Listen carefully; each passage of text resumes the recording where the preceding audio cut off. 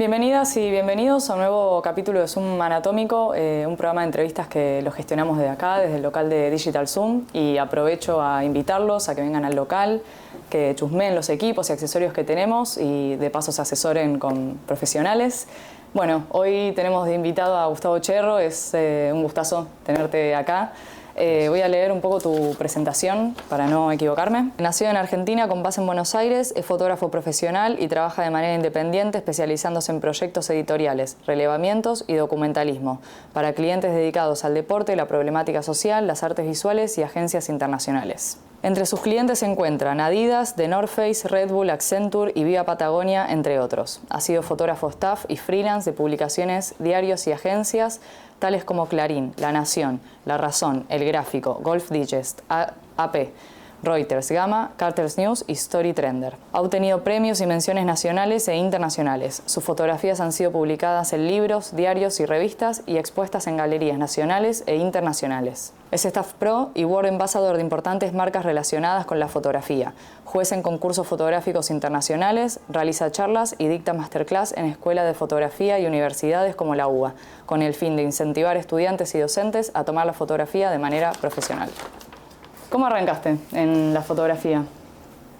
Me acerqué a la fotografía por necesidad.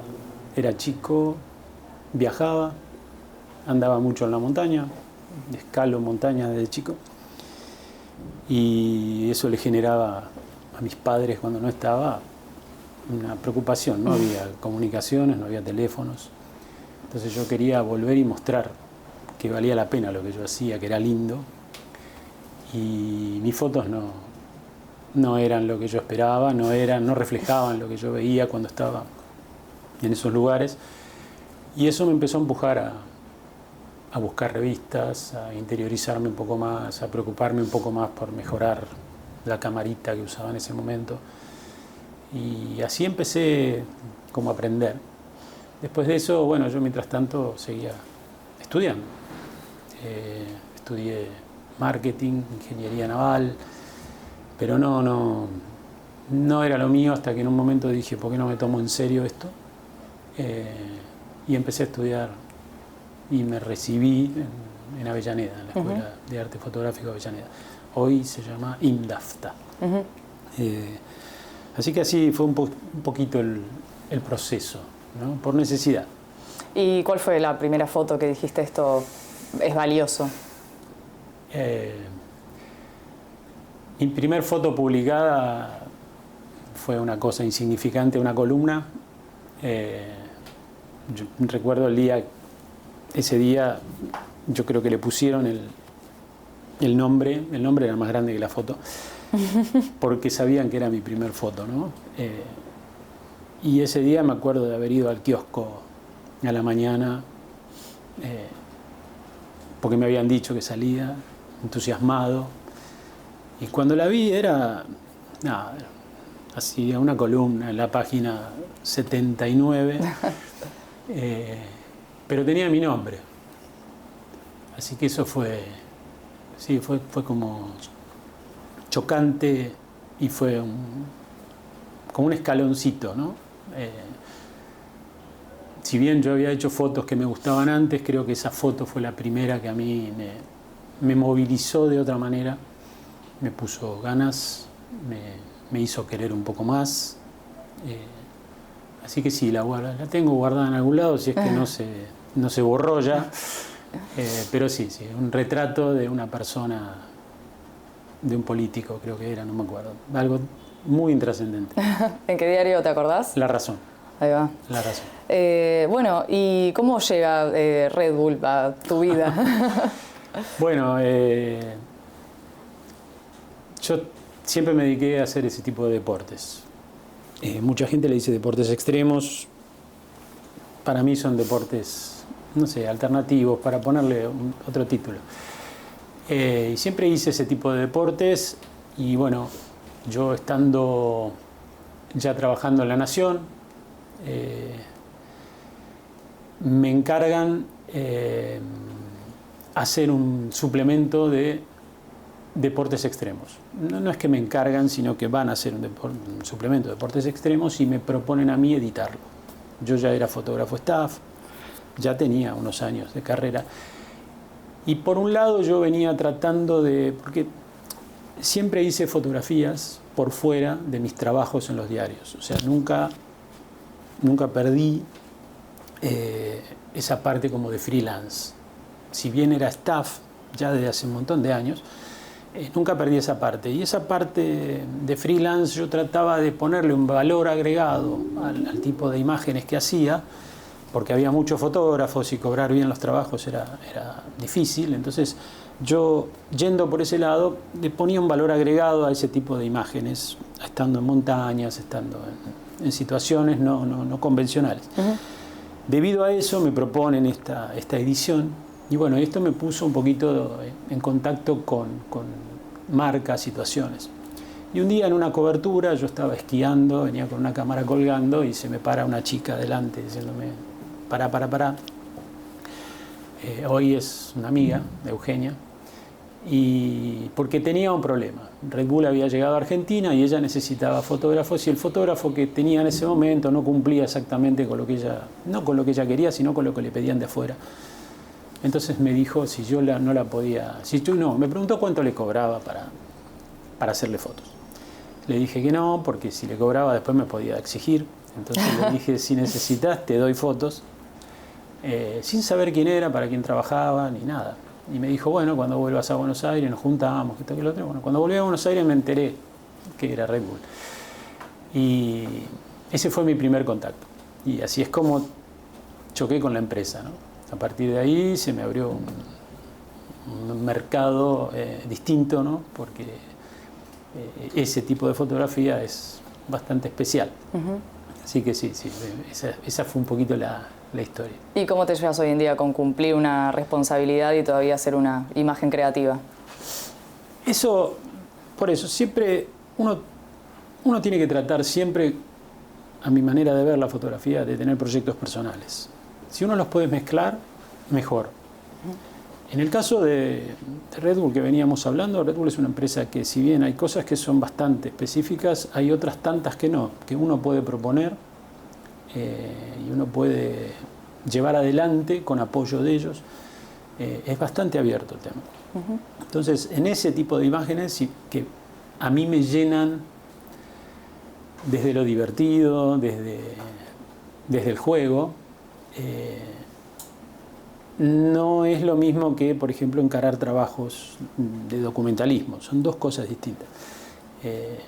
Pero bueno, la parte de Red Bull la llevo bien por lo divertido, porque me gusta, y aparte porque me permite aportar mi manera de ver. Creo que en muchos casos se me ha convocado por mi manera de ver, por mi formación fotoperiodística. Uh-huh. Y he viajado a algunos lugares por eso, porque contextualizo, o sea, no me puedo sacar el chip de fotoperiodista y termino contextualizando lo que está sucediendo, el lugar, la actividad. Es un poquito, no sé si mi firma, pero es un poquitito lo que he escuchado, que a veces ven en mis imágenes. Buscar una narrativa ahí. Sí, contextualizar, no concentrarme solamente en el hecho, ¿no? O sea, eso pasa en todo. Si vos vas a cubrir un partido de fútbol, el partido de fútbol no es una jugada, un gol. El partido de fútbol es una historia. Empieza cuando el hincha quizás sale de la casa, se sube a un colectivo, va colgado, camina con la bandera, lo revisan. Después entra y sí, hay un gol, hay un festejo, hay un derrotado, y después se va esa persona. O sea, es una historia. Y es lo difícil de cubrir el deporte bien cubierto, digamos, ¿no? Es un tecnicismo hacer deporte, cada vez menos, porque hoy los equipos ayudan muchísimo. Pero cuando yo empecé a hacer deporte, yo tenía que enfocar con lentes muy largos, uh-huh, con muy mala luz, abiertos a 2.8 y enfocando a mano. Hoy no lo podría hacer. Y en ese momento requería un montón de aprendizaje. Yo empecé a trabajar haciendo esas cosas como si fuese gratis para poder aprenderlas. Entonces era un condicionante bastante grande. Uh-huh. Pero bueno, así fue un poquitito el paso a paso ese. ¿Y de las propuestas estas que decís que te permiten incorporar, recordás alguna? Sí, en su momento queríamos hacer imágenes, por ejemplo, creativas, no sé, de chicos que hacían jueguitos con la pelota. Y nada, a mí se me había ocurrido, no sé, hacerlo como levitando. Entonces, bueno, lo propuse y bueno, tuve que conseguir una cancha, tuve que mandar a fabricar un vidrio para que el que esté parado arriba. Bueno, fue toda una producción para hacer una imagen que fue una idea. Y eso sí, eso fue bancado por la empresa para poder hacerlo. Hay algunos proyectos que uno tiene la idea, por ejemplo, de que un atleta se tire haciendo un base jump desde el tren de las nubes, por ejemplo. Y bueno, uno lo propone y ahí viene el sí o el no, ¿no? A algunos se les puede ocurrir no sé, llevar un Fórmula 1 a la Puna, a las Salinas, y bueno, si está dentro de las posibilidades, lo ven creativo, lo soportan, te ayudan y bueno, vos podés llevar adelante o no lo que se te ocurre y planeaste. Son ideas, son ideas. Así que sí, esa sería la parte más divertida, digamos, ¿no? A veces hay que hacer un scouting previo, uno viaja, conoce el lugar, se da cuenta de qué equipo va a necesitar. A veces hay que ponerse de acuerdo. No sé, hay un proyecto, por ejemplo, en Chile, en el cual un atleta bajaba por unas cascadas y dependíamos del agua. Entonces había que ponerse de acuerdo, estar atentos para que Parques Nacionales nos diga se puede viajar en ese momento. Es todo un alrededor de la foto en sí. ¿Y qué necesitas saber del atleta o de la disciplina para estar preparado para capturar la imagen? El feedback con el atleta es fundamental. Es la diferencia entre una buena y una mala foto. A mí me puede parecer espectacular una imagen, pero técnicamente no está bien. Un atleta, una bailarina, un bailarín, o sea, hay momentos en los cuales la foto está bien, técnicamente, para la actividad, y hay otro momento impecable fotográfico. Hay que tratar de que se junten en el mismo momento. Para eso el feedback es fundamental. Escuchar al atleta, mostrarle, que te explique, y esa complicidad con él, con ella, es gran parte de la imagen. Porque aparte, hoy, con lo digital, ese feedback también hace que se vea, se entusiasme, se afloje y quiera más.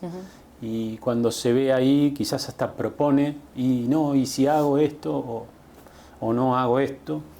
Entonces eso es fundamental. Con respecto a los equipos, dependiendo qué tipo de imagen, yo hago distintos tipos de fotografía. En este caso podría ser una fotografía deportiva de acción. Por otro lado hago documentalismo, que es fotoperiodismo, pero con más tiempo, básicamente. No es ir a cubrir una marcha, no tiene esa inmediatez, pero sí el hecho de narrar y contar una historia. Para cada una de esas cosas uso un equipo distinto.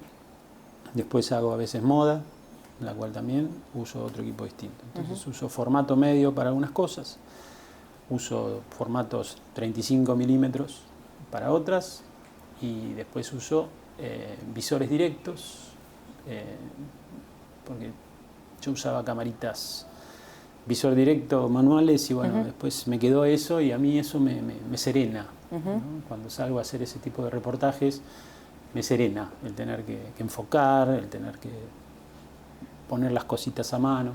Las cámaras deportivas me apuran, Claro. me aceleran. Entonces, dependiendo para qué, utilizo un determinado equipo distinto. Zooms en determinados casos, lentes fijos en otros. Depende del apuro, la necesidad, si estoy tranquilo, si me agarra un ataque artístico. Dependiendo qué hago y para qué lo hago, elijo un equipo u otro. ¿Y cuál fue la situación más difícil que te tocó cubrir? Tanto para vos como estar viviendo mano a mano el miedo de esa adrenalina. Situaciones difíciles tengo de dos tipos. Unas peligrosas por estar colgando de algún lado o porque se te venga una tormenta encima, que es un tipo de peligro.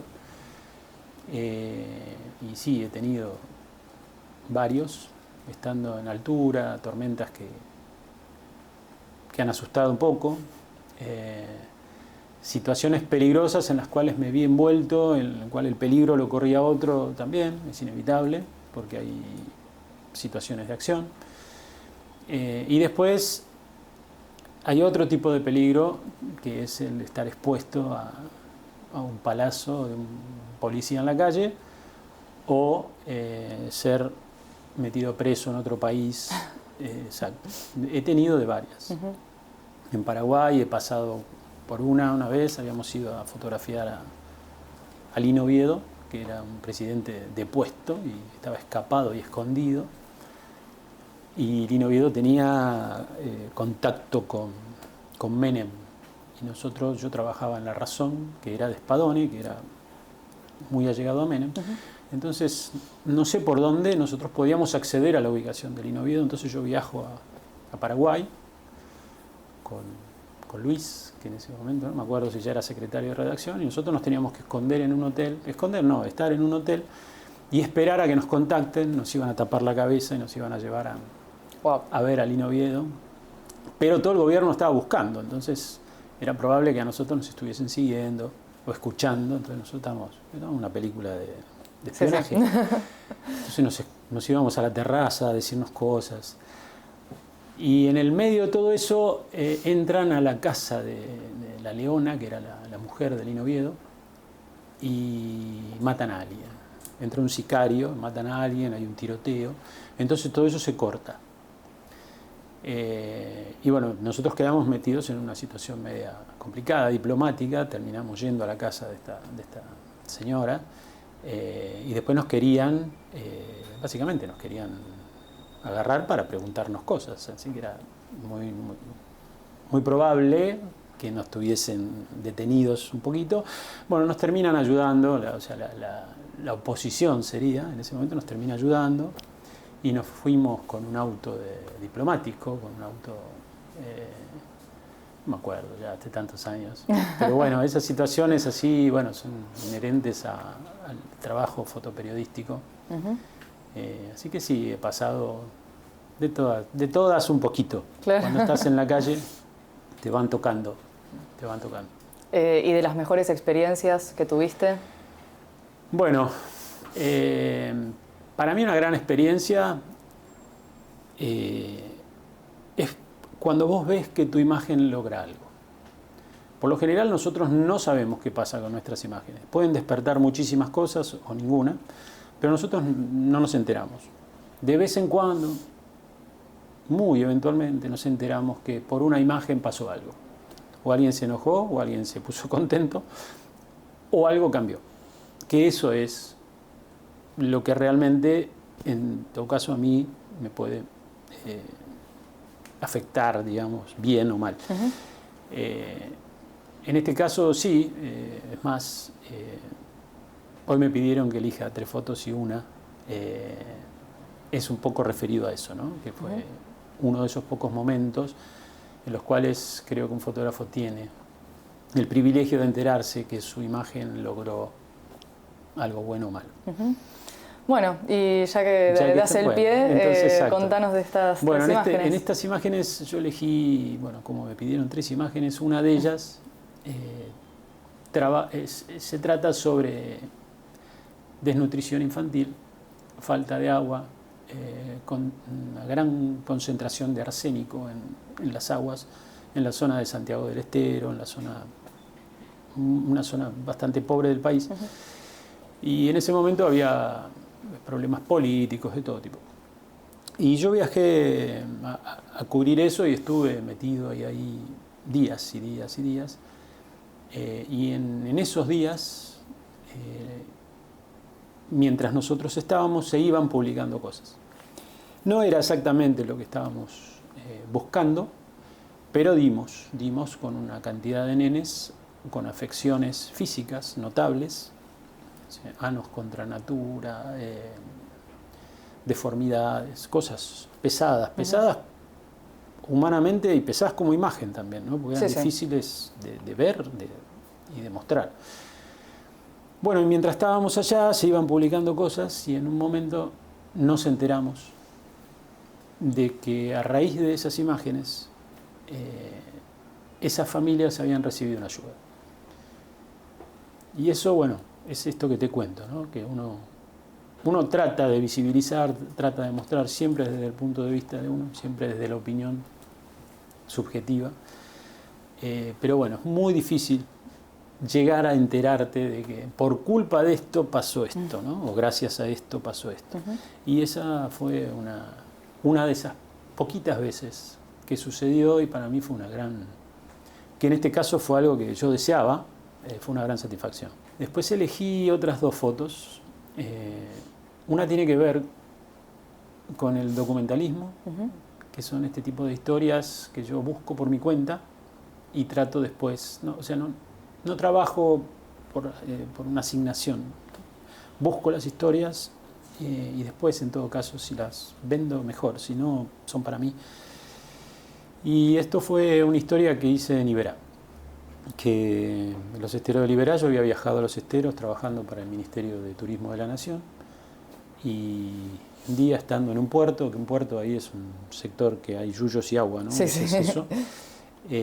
Veo al fondo que viene un palito moviéndose y me pareció raro y se acercó y en un momento lo miro de vuelta y ya me daba cuenta que no era un palito, era una caña tacuara larga, que es lo que usan para hacer avanzar los botes, las canoas.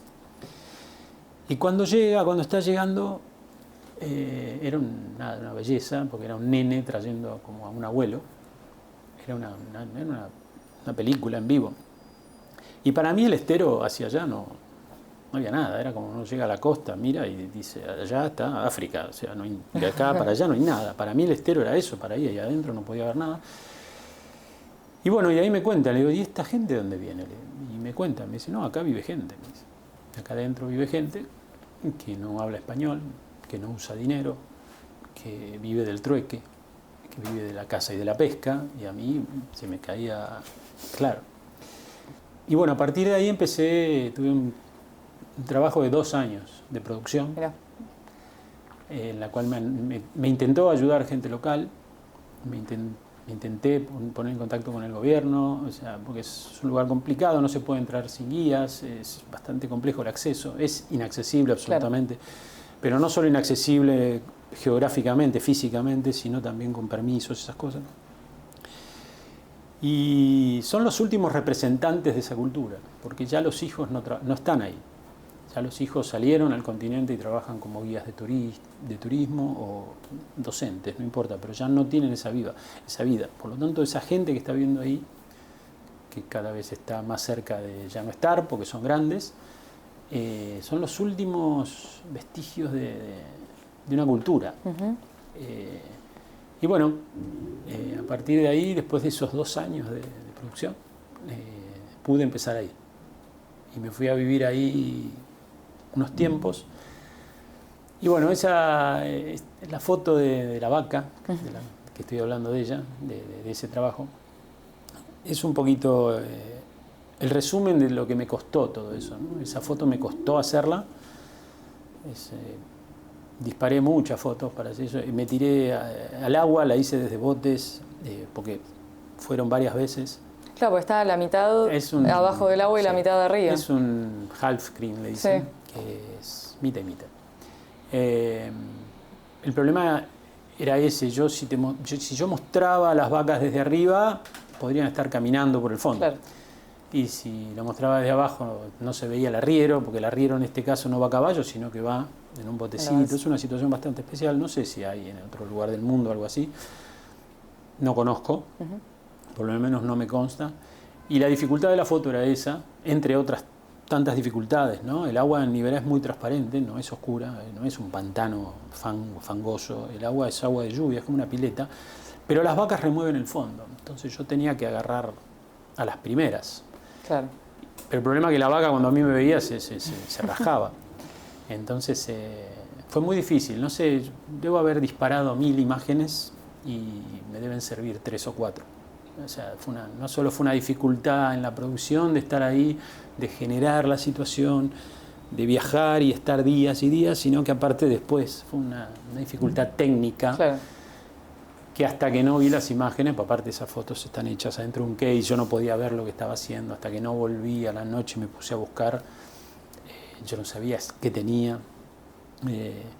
Y bueno, esa foto es un poquito un resumen de esto, ¿no? De todo lo que hay detrás de una imagen, y es una de estas partes que te cuento de mis tipos de fotografía, ¿no?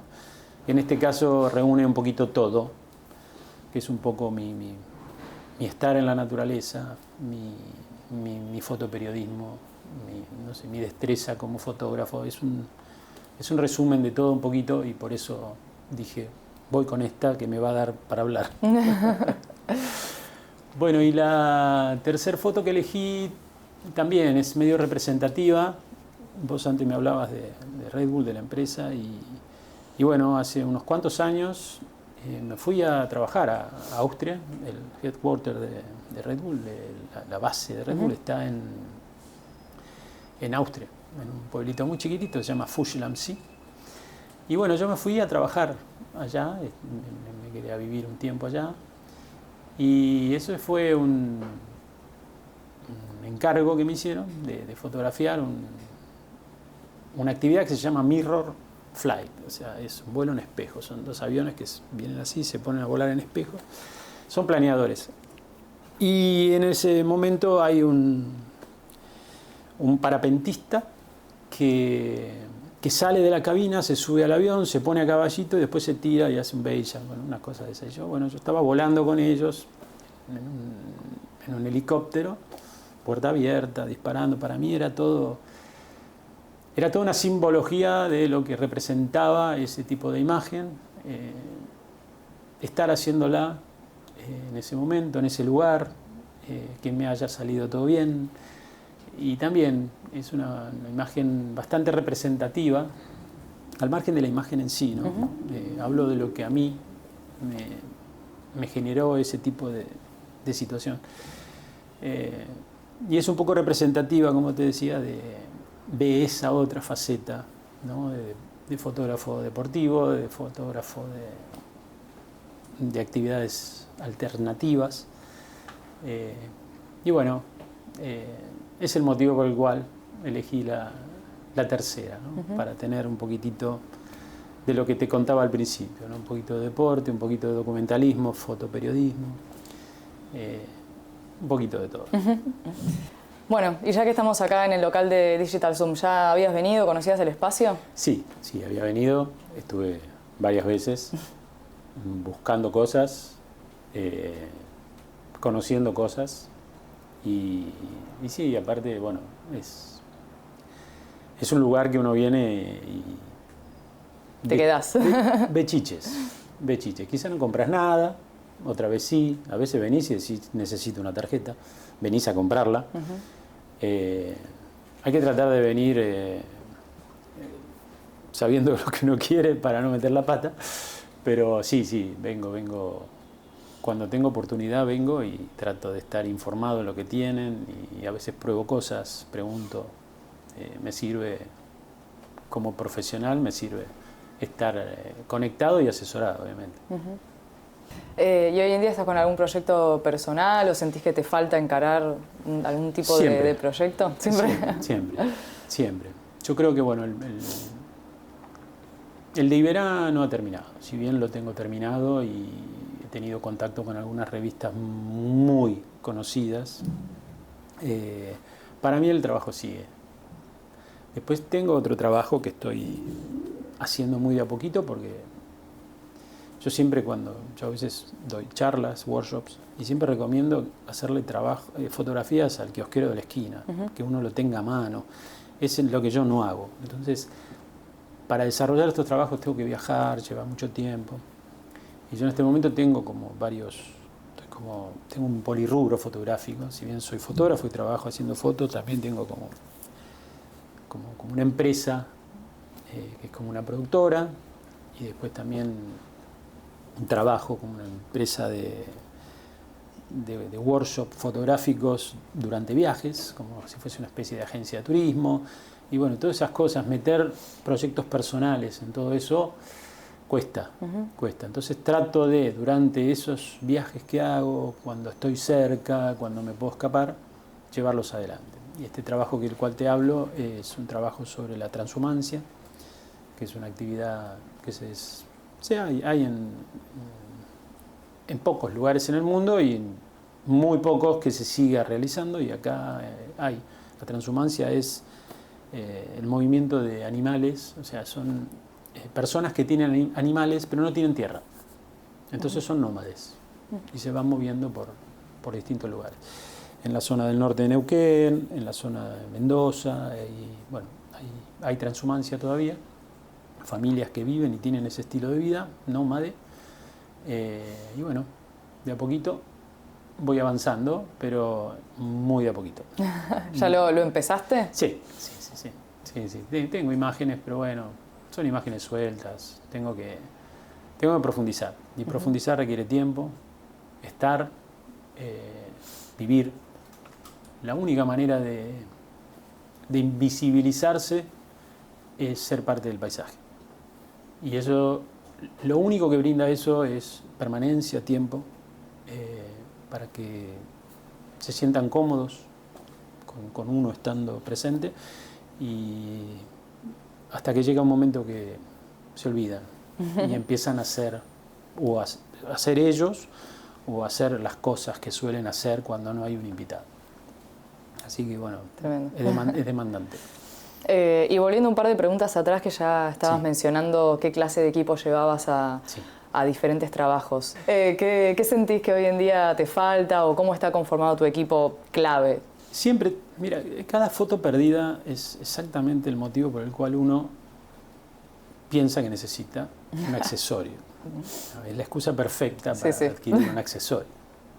Entonces, yo en este momento, mientras hablo con vos, veo todas estas cosas, yo me las quiero llevar todas. Claro, porque a todas les encuentro una utilidad. Que no teniéndolas no las uso, pero teniéndolas las usaría. Entonces siempre hay algo. Es difícil que hoy me falte algo quizás para un trabajo que suelo hacer, porque por lo general ya estoy provisto, pero no importa lo que tengas, rápidamente hay que cambiarlo. Por lo tanto, salvo los lentes, que los lentes son hoy lo más longevo. Sí. Si tenés un dron se pone viejo, si tenés una cámara se pone vieja, si tenés sensores se ponen viejos. Inclusive hoy hasta los lentes, inclusive yo tengo una línea de lentes viejos porque ya salió una línea nueva y los están reemplazando. Entonces necesito un adaptador o cambiar la cámara. Ahora tengo un problema, yo soy un fotógrafo ya con ciertos años y para mí el visor óptico es fundamental y no los están fabricando más. No. Y el visor electrónico es esto es mentira, ¿no? Para mí, para mi manera de ver, me está mostrando lo que él quiere, no estoy viendo lo que... Y a nivel deportivo también hay cierto delay, si bien dicen que no, pero hay cierto delay. Y aparte la costumbre. Y tener una pantalla LED pegada al ojo. Y yo no... Ojo, las uso, pero prefiero lo óptico, así que ese es otro tema que también me trae el equipo. Pero volviendo a tu pregunta, sí, es constante la necesidad del equipamiento, es constante, de sensores, de detalles, de bolsitos, de camarita. Nosotros hacemos trabajos distintos todo el tiempo. Y para un trabajo necesito una mochila grande, para otro una chiquitita, para otro una riñonera, para otro un bolsito más chico, para otro un bolsito más grande. Y uno tiene que estar cómodo trabajando y el equipo tiene que fluir, y a veces uno trabaja con una camarita y tiene que cambiar lente, a veces está con dos cámaras, o sea, es muy dinámico y eso hace que nosotros tengamos 70 bolsos, 70 mochilas, no nos quieren en casa, no nos quieren, pero lo necesitamos, Yo uso muchas luces fuera de cámara, sobre todo para trabajos con altos requerimientos deportivos. Trabajo con flashes potentes fuera de cámara, eso requiere baterías, sensores, reponer esas baterías. grips para agarrar esas luces a un pino. Entonces todo el tiempo necesitas cosas. Así que estos lugares para nosotros son así como Disneylandia. ¿Cuál es tu caballito de batalla hoy en día? Cámara, yo uso, bueno, te menciono, yo uso Hasselblad para hacer moda y algunas cosas que también, como la tengo, la uso también. Claro. Retratos, el desenfoque de un formato medio, es inviable en otro formato. Y ese bokeh es único. Sí. Después uso Canon. Dentro de Canon tengo muchos modelos. Mi modelo siempre fue la línea 1 por una cuestión de robustez, por una cuestión de rapidez, de la duración de las baterías. La podés poner abajo el agua, no le pasa nada, y si la tirás por la escalera tampoco. Pero también tengo línea 5 porque las uso para otras cosas. Muchos lentes. Tengo desde 14 milímetros, lente tilt shift. Tengo zooms, lentes fijos. Tengo hasta un 604, que es un enano así grandote. Muchas cosas.